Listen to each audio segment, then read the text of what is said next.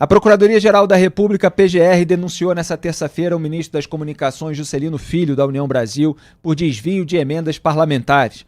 O integrante do governo Lula é acusado pelos crimes de organização criminosa, lavagem de dinheiro, corrupção passiva, falsidade ideológica e fraude à licitação. A Polícia Federal decidiu pelo indiciamento do ministro de Lula em junho de 2024.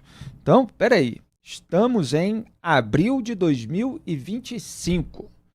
Já tinha muito tempo esse indiciamento. A PGR estava sob pressão, inclusive, porque havia corrido com as denúncias sobre golpe, inclusive aquela contra Jair Bolsonaro e os seus aliados, ativistas, mas parecia ter esquecido a denúncia contra o ministro do Lula.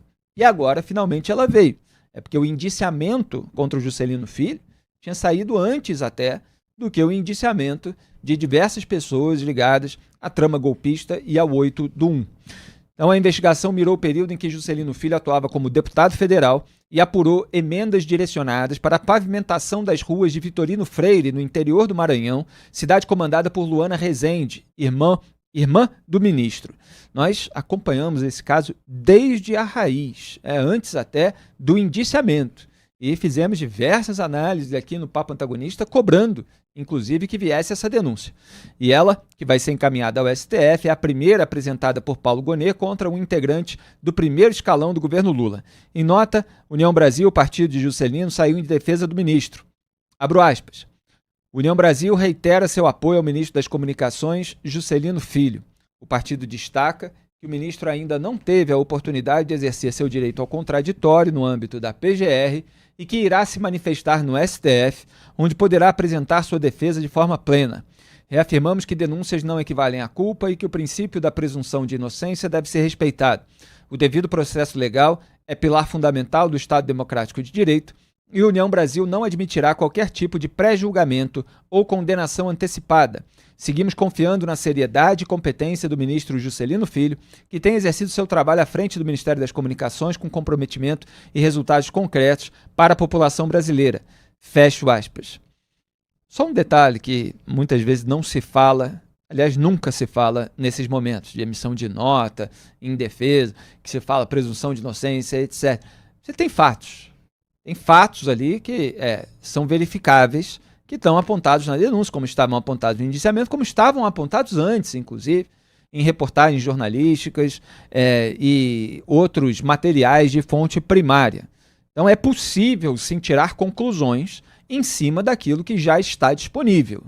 Uma coisa é o que o Poder Judiciário brasileiro, com a sua atual composição, vai decidir a respeito do caso. Se vai condená-lo pelos crimes dos quais ele está sendo acusado, se vai absolvê-lo, etc. Outra coisa é o que cada um pode analisar em cima dos fatos já sabidos. E os fatos já sabidos são graves. Quem também se manifestou sobre o caso foi a Transparência Internacional Brasil. Aliás, tem corte do Papo Antagonista, que é um corte com título mais ou menos assim, depois a produção pode conferir. Ministro de Lula é imune a escândalo? A gente fazia uma pergunta, alguma tirada nesse sentido, porque nada parecia tirá-lo do cargo. E a Transparência Internacional Brasil já estava lá repudiando essa manutenção do Juscelino Filho no cargo depois de tanta lama que apareceu no histórico dele. E agora se manifesta de novo, aspas. E agora, Lula? Juscelino já foi envolvido em suspeitas de nepotismo, abuso do cargo e desvio de função. A PF e a CGU, que é a Controladoria Geral da União, já apontaram seus crimes. Pois naquela ocasião que eu citei, um parêntese meu, havia acabado de sair o relatório da CGU, que está sendo citado novamente agora. Agora a PGR o denuncia formalmente, continua ali a Transparência Internacional Brasil. Vai manter sua promessa de campanha e finalmente demitir quem fez coisa errada, presidente? Fecho aspas. Então está ali citando uma das declarações feitas pelo Lula. O Lula, em geral, vai enrolando. A União Brasil é um partido grande, ele precisa de apoio no Congresso Nacional. E, claro, se dá bem com esse pessoal acostumado ao toma lá da cá, sem grandes balizas morais. Duda Teixeira. O Lula sempre vai enrolando, ele não tem balizas morais. Isso a gente sabe dos primeiros mandatos dele. Sempre que tinha ali ministro envolvido em escândalos de corrupção, ele não demitia, ele segurava até o último momento. Foi assim com o José Dirceu, foi assim com o Antônio Palocci. E aí, geralmente ele fala, não, mas se tiver coisa errada, é claro que eu vou demitir, né? Mas assim, quando tem um indiciamento, já tem claramente que tem muitas evidências ali indicando que um crime aconteceu. A denúncia é mais um passo ainda, né? A PGR dizendo que a PGR entendeu que já tem. Aí o Lula fica realmente esperando, né, o próximo passo. Então agora vamos ver se o STF vai aceitar a denúncia, né? Ou tenta, que é o que provavelmente vai acontecer, pedir para o Juscelino pedir a demissão, né? Para ele se envolver o mínimo.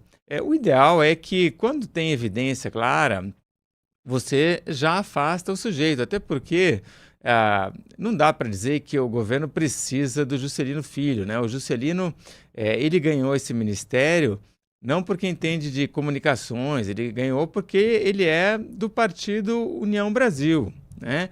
O União Brasil tem 3 ministérios no governo Lula, e isso é de uma negociação ali, né? O Lula espera que o União Brasil vote com o governo, né? O que também não é garantido, mas o Lula pode muito bem fazer uma negociação ali com a União Brasil e botar outra pessoa do União Brasil, ou faz a tão prometida reforma ministerial, faz ali uma dança das cadeiras e garante 3 cadeiras para o União Brasil, que é o que o União Brasil tem hoje.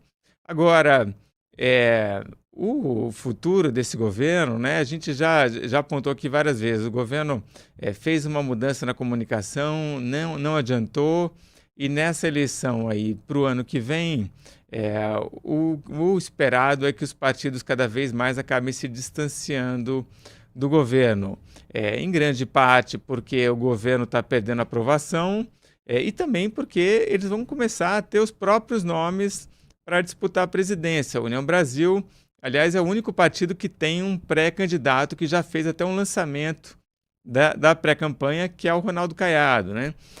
Mas, enfim, voltando aqui ao começo da história, é lamentável que o Lula não tenha uma postura firme ali com esses ministros que são flagrados em escândalos de corrupção e demore tanto para reagir. Pois é, a gente tinha falado aqui, quando houve o lançamento da pré-candidatura do governador de Goiás, Ronaldo Caiado, à presidência da República, de como a União Brasil é um partido enorme, que contém políticos de todos os tipos. Dificilmente, claro, você tem um partido no sistema político brasileiro sem alguém envolvido em escândalos, mas você tem várias pessoas envolvidas em escândalos no União Brasil. Então fica sempre essa questão, como é que o Ronaldo Caiado vai se comportar, como é que os políticos do partido vão se comportar em relação a uma pré-candidatura dele, uma pré-candidatura que foi lançada com um discurso de combate à criminalidade. É claro que ele estava se referindo mais ali às facções criminosas armadas, traficantes de drogas, pessoas que cometem assassinatos no Brasil, crimes violentos, assaltos, latrocínios, mas você... poucos dias depois, ter uma denúncia contra um membro desse partido cujo representante estava fazendo esse discurso, é claro que tem um elemento desmoralizante. Então, vamos monitorar aí a reação do Ronaldo Caiado, do Sérgio Moro, que estava ali junto com o Caiado nesse lançamento. Como é que eles vão lidar com essa ala do partido constituído por Juscelino Filho e sua trupe, que sai imediatamente em defesa? Então, eis mais um problema para esse campo político. É claro que o PL do Jair Bolsonaro é um partido cujo dono já foi preso pelo mensalão do PT. Essa salada ideológica brasileira, ideológica entre aspas, né? Tem gente que ainda acredita, né? nessa retórica ideológica utilizada para engambelar muita gente e mobilizar essas pessoas para as ruas, para manifestações em redes sociais. Então, Valdemar da Costa Neto, dono do PL, foi condenado no mensalão do PT, foi preso, saiu da cadeia junto com José Dirceu por indulto de Natal concedido por Dilma Rousseff. E vários outros partidos, claro, o PT tem um monte de gente com esqueletos no armário, o PP tem Arthur Lira, Ciro Nogueira, que já foram alvo de várias investigações, mas sempre acabaram blindados por Gilmar Mendes, por Cássio Nunes Marques, indicado pelo próprio Bolsonaro. E MDB já teve um monte de gente também envolvida, como Sérgio Cabral, ex-governador do Rio de Janeiro, Eduardo Cunha, ex-presidente da Câmara dos Deputados, o PSDB, Aécio Neves, Eduardo Azeredo, tanta gente que foi blindada pelo Gilmar Mendes, pelo Cássio Nunes Marques também. Outro dia eu estava fazendo a lista aí do Nunes Marques. A gente está, inclusive, fazendo matéria em razão de declaração do Gilmar, lembrando alguns casos decididos. Então esse é o sistema político partidário. E esse caso, ele não é simplesmente um caso isolado de alguém ali que cometeu um desvio. É um desvio de emendas. Nós chamamos a atenção para isso há muito tempo, inclusive até antes do surgimento do orçamento secreto durante o governo Bolsonaro, na gestão ali de Arthur Lira como presidente da Câmara dos Deputados. O orçamento público no Brasil, ele foi cooptado, ele está sendo usado para esqueminha, para benefício, para privilégio. A gente tem apontado sucessivamente, a gente tem detalhado, destrinchado em um monte de artigos, em um monte de programas, como essas pessoas mandam o dinheiro para as prefeituras de parentes, para que essas prefeituras façam negócio com empresas de outros parentes, ou amigos, ou aliados. Cada etapa desse processo, às vezes, vai pingando um dinheiro no bolso de alguém, que depois isso aparece em escândalo, eventualmente é abafado, eventualmente avança. No caso do Juscelino, diante de tanta pressão nossa na imprensa e, em parte, nas redes sociais também, houve esse avanço raro. Vamos ver se ele efetivamente vai ser punido. Ele é lá do Maranhão, é a terra do Flávio Dino, que hoje é ministro do Supremo Tribunal Federal. Ele é alguém que foi colega do Flávio Dino no governo Lula. Flávio Dino era ministro da Justiça e Segurança Pública e antes de ser indicado ao STF. Então é preciso aí monitorar a relação entre esses poderes nesse momento, porque as pessoas não podem ser punidas simplesmente quando elas estão envolvidas em sujeira, mas são de outro lado político e ideológico. Elas têm de ser punidas de acordo com as provas materiais que existem contra elas. E esse caso, repito, é gravíssimo e ele não encerra o problema orçamentário brasileiro e o problema de gestão do orçamento. As emendas estão sendo usadas para fins que não são de interesse público, não são de priorização dos gastos públicos para solução de problemas emergenciais do cidadão brasileiro, do povo brasileiro. Estão sendo usados para fortalecer a vida e o clã dessas figuras que estão na cúpula dos poderes no Brasil. Então está sendo usado para pavimentar, para asfaltar a estrada que dá na fazenda da família do parlamentar que liberou essa verba. E eles ainda têm um mecanismo ali para disfarçar o apadrinhamento, para ocultar o apadrinhamento da verba. E nós estávamos falando disso, mesmo com uma certa patrulha do STF, depois se fez um acordão e as emendas que são liberadas, as chamadas emendas de comissão, ainda não está sendo colocado lá o nome de quem liberou. Então dificulta essa rastreabilidade e essa transparência. Duda Teixeira. Esse é um caso realmente emblemático dos desvios das emendas, também porque foi usado ali recurso da Codevasp, que é uma estatal que deveria ali ajudar no combate à seca, mas que é um dos principais polos ali onde acontecem esses desvios. A empresa que asfaltou essa estrada ou essas ruas lá de Vitorino Freire, se não me engano, que é a cidade do Maranhão, onde ele tem propriedade, era de um parente dele, se não me engano era a irmã dele, que teria se beneficiado então com essas verbas. E aí também parece que tem a comprovação de que a empresa teria remunerado, né? Tipo, devolvido a propina ali de alguma maneira. E ele é um grande conhecedor do mundo dos cavalos, né? Uma das denúncias, aliás, acho que várias dessas denúncias quem trouxe foi o Estadão, né? O jornal aqui de São Paulo. O Estadão também tinha dito ali que ele tinha vindo num voo da FAB para um leilão de cavalos, se não me engano, em Sorocaba, que é cidade do interior de São Paulo. E aí ele tinha ido eu nunca me esqueço dessa história, Felipe, porque parece a história do Dias Gomes, né? E aí ele vai numa praça e promete Wi-Fi na praça, que é uma praça para homenagear um cavalo, né? Enfim, essa história toda é um ótimo suquinho de Brasil. Muito bem. Tem o print aí que eu pedi, produção? Se puder colocar, ou anota o print, então, porque isso foi quando a Polícia Federal indiciou o Juscelino Filho e ele emitiu uma nota.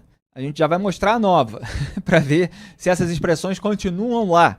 E aí eu fiz ali o resumo no antagonista do lero dos políticos patrimonialistas, ou seja, aqueles que usam o que é público como se fosse privado, adotado por Juscelino. Então tinham lá todas as expressões clássicas do momento em que eles são acusados. Narrativa de culpabilidade, vazamentos seletivos, ação política, fatos antigos, dúvidas sobre isenção, modus operandi lava-jato, danos irreparáveis a inocentes, confio na imparcialidade do judiciário, inocência será comprovada, atuação ética, sempre assim, atuação ética, sempre tive uma atuação ética na vida pública, eu tenho histórico. São aqueles discursos que a gente está acostumado a ver, basta misturar essas palavras numa sopa de letrinhas e já sai um discurso com a mesma essência e eventualmente em bocas diferentes, daqueles que justamente são pegos com a boca na botija. Tem a nota atual dele? A gente tem só as aspas aqui, eu leio para vocês e vamos ver se está tudo na mesma linha ou não, se mudou alguma coisa. Aspas aqui para a nota que foi divulgada pela assessoria do Juscelino.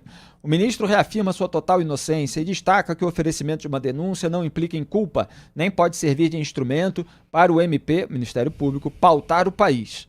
O julgamento cabe ao Supremo Tribunal Federal, STF, em quem Juscelino Filho confia que rejeitará a peça acusatória diante da sua manifesta ausência de provas. Fecho aspas. Quer dizer, não contesta nada especificamente, faz só uma narrativa sintética para afetar ali uma atuação ética. Eu achei só muito curioso esse ponto que me parece um tanto novo.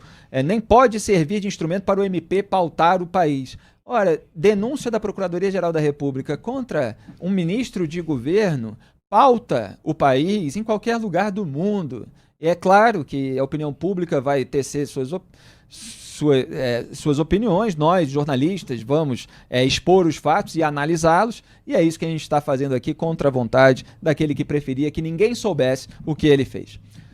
Muito bem, no primeiro bloco a gente informou e analisou a respeito da denúncia da Procuradoria-Geral da República contra o ministro do Lula, Juscelino Filho, das Comunicações, e já há aí notícias de que ele teria decidido pedir demissão.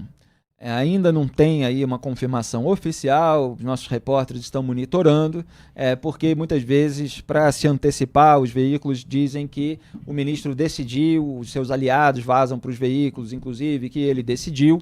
Em geral, os presidentes e os seus ministros, quando os ministros são envolvidos em algum escândalo, eles têm algum tipo de conversa. Tem sido raro nos últimos anos no Brasil o presidente demitir com um repúdio.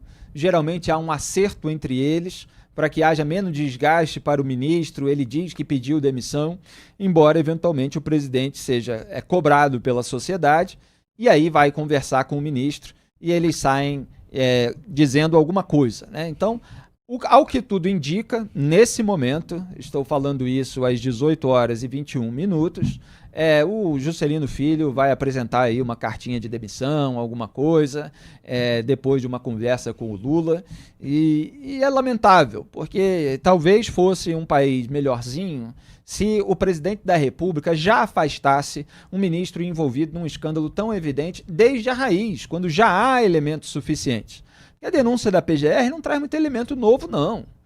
Os elementos graves já estavam lá. Ele já poderia ter sido afastado quando veio reportagem a respeito, quando isso veio à tona, poderia ter sido afastado quando foi indiciado e só vai, talvez, sair por um alegado pedido de demissão depois de denunciado pelo PGR que o próprio presidente indicou. Senão fica até mal para o presidente, ele que indicou o PGR, não está acreditando no PGR, etc. Mas claro que o Lula sempre vai dar aquele discurso de que vai se defender, que existe a presunção de inocência, que aconteceu isso e aquilo, como vocês conhecem já toda essa ladainha.